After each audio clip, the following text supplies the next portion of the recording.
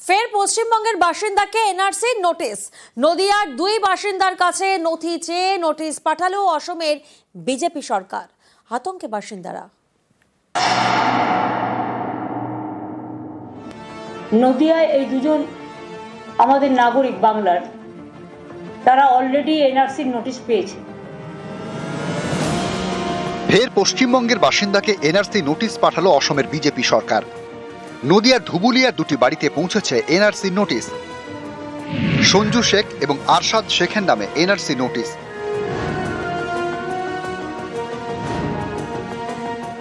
সঞ্জু শেখের দাবি 14 বছর আগে পরিযায়ী শ্রমিকের কাজ করতে তিনি অসমে যান, এখন হঠাৎ নথি চেয়ে এনআরসি নোটিশ।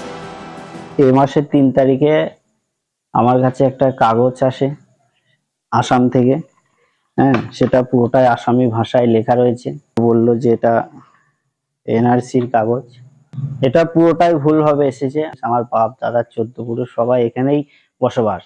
14 বছর আগে গিয়েছিলাম, 1 মাস কাজ করি, তারপরে আমি চলে আসি। নথি চেয়ে এনআরসির নোটিশ পৌঁছেছে ধুবুলিয়ার বাসিন্দা আরশাদ শেখের বাড়িতেও। কাজের খোঁজে তিনি অসমে গিয়েছিলেন 16 বছর আগে। নোটিশ পেয়ে ঘুম উড়েছে আতঙ্কে। আমি তো আসামের লোক নাই, আমি তো পশ্চিমবঙ্গের লোক। আমার এখানে বাড়ি, এখানে আমার সবকিছু। মানে টেনশনে, মানে খাওয়া বন্ধ হয়ে গেছে আমার, মানে এত পরিস্থিতি। আমি কাজে যাই, মানে আমার টেনশন যে কি হবে। হ্যাঁ, আসামে কাজে গেছিলাম, তাও 16 বছর আগে। বিজেপি সরকার আছে মনে হয়, সেভাবে করেছে। গত বছর ডিসেম্বর থেকে বাংলায় একের পর এক এনআরসি নোটিশ আসছে। প্রথমে কোচবিহারের বাসিন্দা উত্তম কুমার ব্রজবাসী, প্রায় 5 দশক ধরে দিনহাটার বাসিন্দা তিনি। তাকেই এনআরসি নোটিশ ধরা বিজেপি শাসিত অসম সরকার।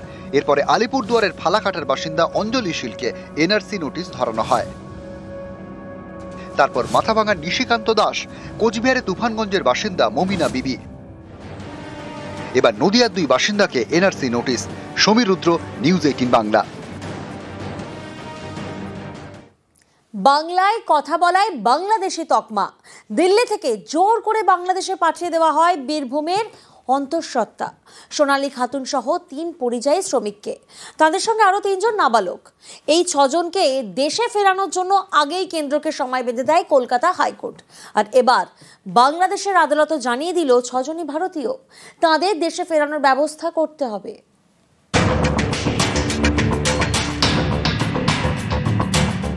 বাংলার বাইরে বারবার হেনস্থার শিকার হতে হয়েছে রাজ্যের পরিযায়ী শ্রমিকদের।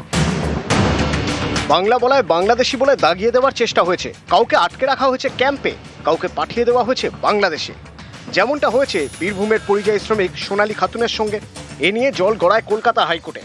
গত 26শে সেপ্টেম্বর কেন্দ্রীয় সরকারকে আদালত নির্দেশ দেয় বীরভূমের বাসিন্দা পরিযায়ী শ্রমিক অন্তঃসত্ত্বা সোনালী খাতুন সহ 6 জনকে ভারতে ফেরাতে হবে। 4 সপ্তাহের মধ্যে তাদের বাংলাদেশ থেকে ভারতে ফেরাতে হবে। এবার বাংলাদেশের আদালতও জানিয়ে দিল বাংলাদেশি তকমা দিয়ে যাদের পাঠানো হয়েছিল সেই 6 জনই ভারতীয়। এ নিয়ে বাংলাদেশে ভারতীয় হাইকমিশনে চিঠি পাঠিয়েছে সে দেশের হাইকোর্ট। তাতে বলা হয়েছে 6 জন ভারতীয়কে অনুপ্রবেশকারী হিসেবে গ্রেপ্তার করা হয়েছে। তাদের দেশে ফেরানোর ব্যবস্থা করুক ভারত সরকার। সোনালী খাতুনরা এবার কবে বাড়ি ফেরেন সেই অপেক্ষায় তার পরিবার। 8 মাসের গর্ভবতী আছে, ওকে ওর জিম্মেদারিটা নিবে কে? ওর দায়িত্বটা কে নিবে? ও যে অমনি হয়ে আছে। বাংলাদেশের পুলিশে বলছে কি এদিকে ভারতীয়রা, দিল্লির পুলিশ কি করে ছেড়ে এলো ওদিকে, বিনা যাঁচ পড়তাল করে ওদিকে রেখে চলে এলো। এখন যে গর্ভবতী, ওর কষ্টটা কে যে বলবে? কলকাতা হাইকোর্ট থেকে যুগান্তকারী রায় দিয়েছিল যে সেন্ট্রাল গভর্নমেন্ট যেন 4 সপ্তাহের মধ্যে যেন তাদেরকে ফিরিয়ে আনার ব্যবস্থা করে। অলরেডি তো 2 সপ্তাহ হয়ে গেছে, 2 সপ্তাহের মধ্যে আনতে বাধ্য। বাংলাদেশ কোর্ট থেকে উপরে বলে দিয়েছে ইন্ডিয়ান হাইকমিশনকে যারা ভারতীয়দের নিজের ব্যবস্থা করা হোক।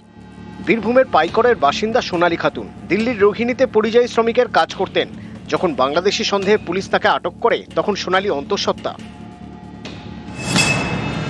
অভিযোগ, বাংলায় কথা বলায় গত 24শে জুন সোনালী সহ বীরভূমের 6 জনকে আটক করে দিল্লি পুলিশ।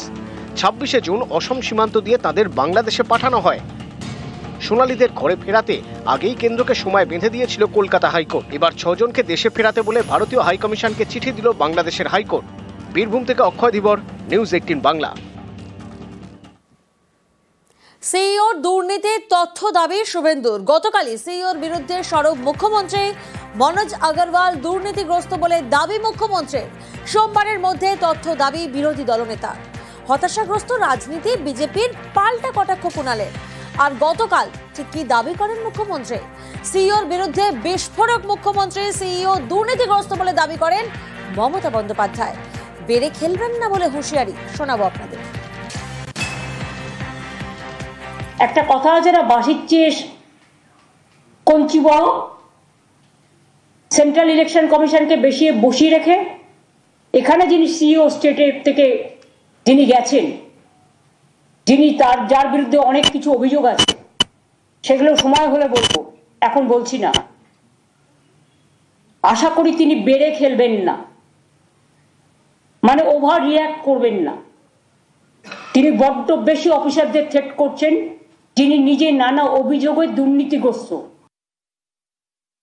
পশ্চিম বাংলার প্রশাসনিক প্রধান মাননীয় মুখ্যমন্ত্রী প্রশাসনিক হেডকোয়ার্টার নবান্নতে সরাসরি নির্বাচন কমিশন এবং তার মুখ্য প্রতিনিধি পশ্চিম বাংলার সিইও মনোজ আগরওয়ালকে আক্রমণ করেছেন।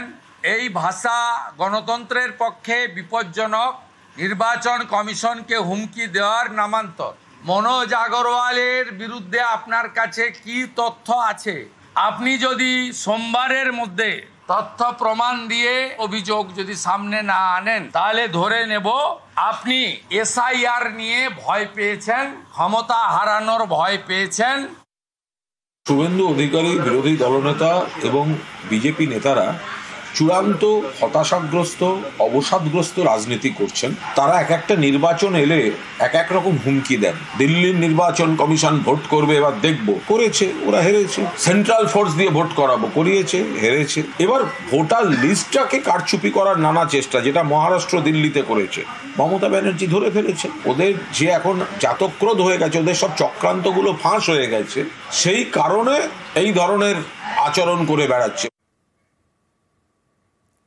তাবাকোশি মিরিকের একমাত্র হটস্পট, দেশি বিদেশি পর্যটকদের কাছে চুম্বক। আর এই পর্যটন কেন্দ্র বদলে দিয়েছিল এলাকার অর্থনীতি। শনিবারের বৃষ্টি ধসে সব শেষ, চারিদিকে শুধুই ধ্বংসের ছবি। আর বিধ্বস্ত তাবাকোশিতে প্রথম নিউজ 18 বাংলা।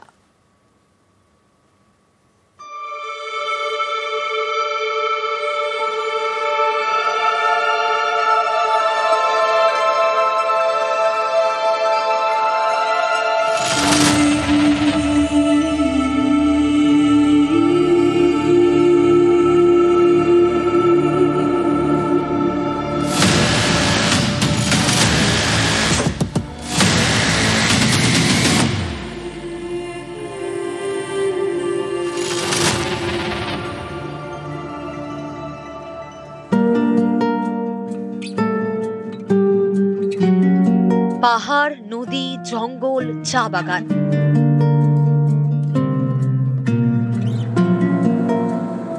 একেবারে ছবির মতো জায়গা তাবাকোশি। দার্জিলিং জেলার মিরিকে পর্যটনের হটস্পট। শনিবারের দুর্যোগে সেই তাবাকোশি লণ্ডভণ্ড। নাগাড়ে বৃষ্টিতে ফুঁসে ওঠে রাংভাং নদী, ধস নামে, ক্ষতিগ্রস্ত হয় প্রায় 16টি হোমস্টে। কয়েকটি হোমস্টে ভেসে গিয়েছে, কয়েকটি হোমস্টে কোনো রকমে দাঁড়িয়ে। 16 से 17 होम स्टे का डैमेज हो गया है। लॉस तो मेरा मेजर लॉस है। आप देखिए पूरा लॉस है। मतलब मेरा पूरा, मैंने आज तक जितना भी कमाई किया सब कुछ डाल दिया था, सब कुछ लॉस है। রাংভাং নদীর উপর লোহার সেতু, জলের তোড়ে সেই সেতু ভেঙে চুরমার। পাশেই কোনো রকমে নদী পারাপারের জন্য একটা রাস্তা তৈরি করা হয়েছে। ভেঙে গিয়েছে মিরিক এবং তাবাকোশির মধ্যে সংযোগকারী সেতুও। ফলে 20 মিনিটের রাস্তা এখন ঘুরপথে যেতে 2 ঘন্টা। 1968 से भी बड़ा है ये। इस टाइम तो अभी तो यहाँ पर बहुत डेवलप हुआ था। हम लोग एकदम विच्छिन्न हो गए हैं। पता नहीं कब टूरिस्ट आके यहाँ का व्यवसाय बढ़ेगा। हम लोग तो यही मांग है कि यहाँ ये जल्दी से जल्दी ये रास्ता और ये दोनों तरफ पक्का बात बनना चाहिए। তাবাকোশি 2020 সালের পর থেকে মিরিকের পর্যটনের মোড় ঘুরিয়ে দেয়। দেশ তো বটেই, বিদেশি পর্যটকদের কাছে হয়ে ওঠে চুম্বক, বদলে দেয় এলাকার অর্থনীতি। সেই তাবাকুশি এখন বিধ্বস্ত। इस डिजास्टर की वजह से नेचुरल हम लोग मेजर टूरिस्ट में बहुत है। इस बार तो अभी टूरिस्ट सीजन था उसमें बहुत इफेक्ट हुआ है। पहले हम लोग इसको कनेक्टिविटी ठीक करेंगे, ब्रिज ठीक करेंगे, उसके बाद फिर आस्ते आस्ते ग्रो हो जाएगा। फिर टूटा है तो फिर बनाना भी पड़ेगा ना, इसीलिए तो गवर्नमेंट है, सरकार है, सब लगा, सीएम मैडम खुद आया पहाड़ में।